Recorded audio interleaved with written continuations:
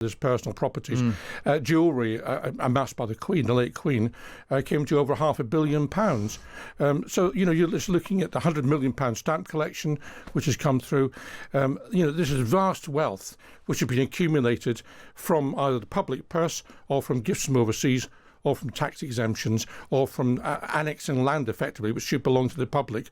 And altogether it's produced something which now has transformed Charles into a person worth at least £1.8 billion. How much does the royal family really cost the British public? The Windsors are by far the most expensive royal family in Europe, with events such as coronations, weddings and funerals all funded by UK taxpayers. In his latest investigation into the monarchy's finances, Norman Baker traces where the royals' money comes from and how it's spent in his latest book, Royal Mint National Debt.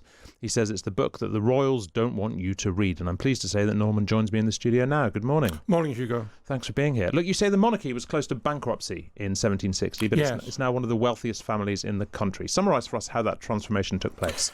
Well, there was a change whereby the civil list was introduced in 1760 in the sense we have it almost today with the sovereign grant. Over the years, we've seen tax exemptions applied to the royal family which don't apply to anybody else. For example, Charles has inherited works of art, Fabergé eggs, strings of racehorses and so on from his mother without paying any inheritance tax at all. The only person in the country not to pay that.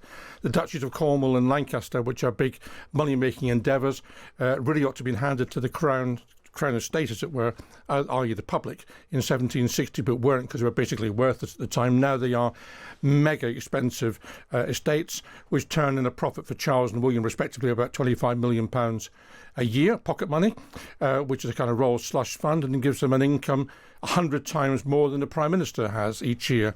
Then you've got the level of gifts which have been given to the royal family. Gifts given to MPs, of course, have to be registered properly and not kept generally. That's not applied to the royal family, who've managed to avoid any public register of gifts, and at the same time have received massive gifts from other countries which should have been officially given to Britain but have been dealt with as personal properties. Jewellery amassed by the Queen, the late Queen, came to over £500 million. So you're just looking at the £100 million stamp collection which has come through.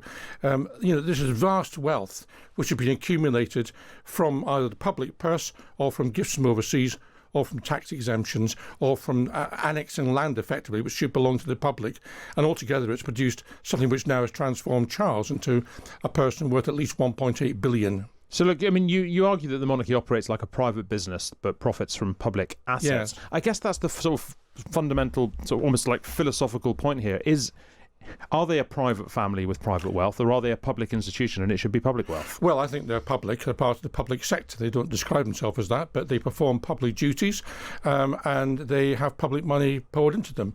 And therefore, they're no different in that sense to the government or a local council or the NHS or a local school. But of course, they've exempted themselves largely from freedom of information, so we don't know what they're actually doing. We do know that before 2010, what Charles was doing, which was improperly lobbying government ministers, as exposed by The Guardian through the so-called spider letters.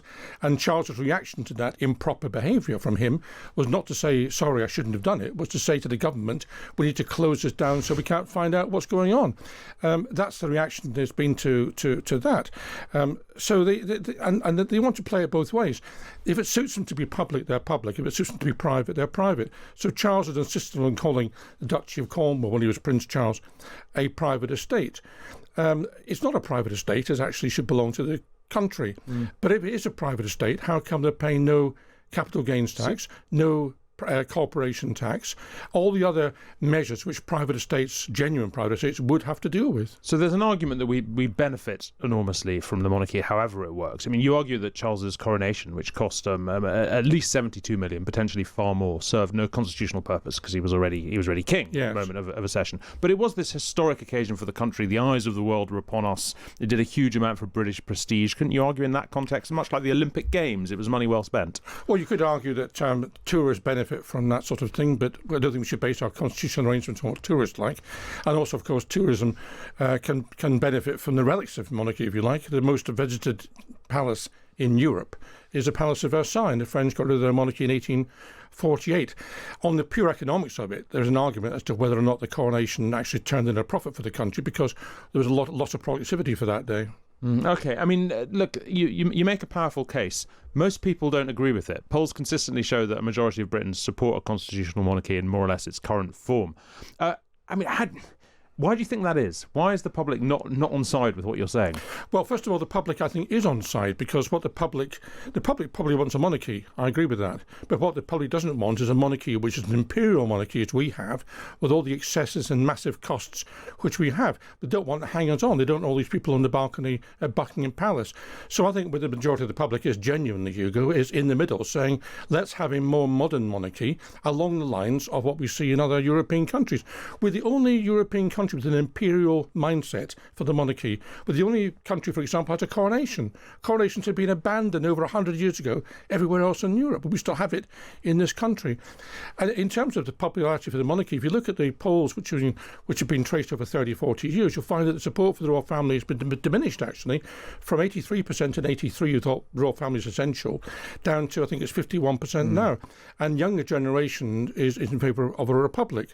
So what this book does, tries to do anyway, is not to say let's have a republic or let's have a monarchy. What it's saying is if you want a monarchy, this is the sort of monarchy which is tenable, which is justifiable. Is there not something a bit sad about the European model of monarchy? No, I don't think so. Sort of, diminished families with little prestige. I mean, those are the ones that look genuinely pointless, aren't they?